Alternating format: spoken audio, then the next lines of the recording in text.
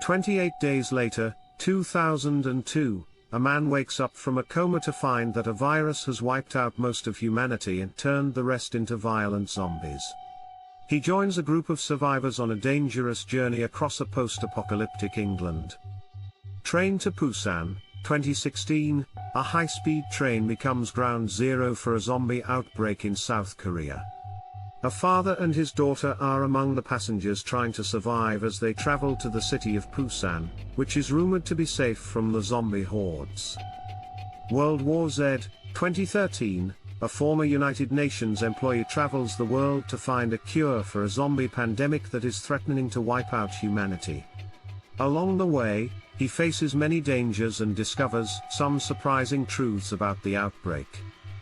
Resident Evil, 2002, based on the video game series of the same name, this movie follows a team of soldiers and scientists who must fight their way through an underground laboratory after a virus turns its employees into zombies. They soon discover that the virus was created by the evil Umbrella Corporation, and that they have been sent in to cover up the disaster. Zombieland, 2009, set in a post-apocalyptic America, this horror comedy follows a group of survivors who team up to fight off the zombie hordes and find a safe place to live. Along the way, they encounter some quirky characters and learn some valuable lessons about life.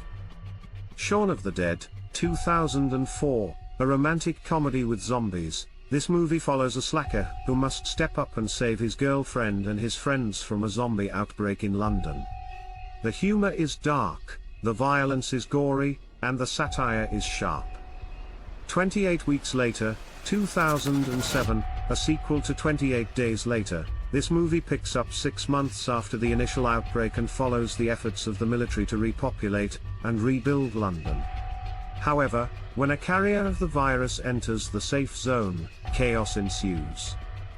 I Am Legend, 2007, in this post-apocalyptic thriller, a man named Robert Neville, Will Smith, is the last survivor of a virus that has turned most of humanity into vampire-like creatures.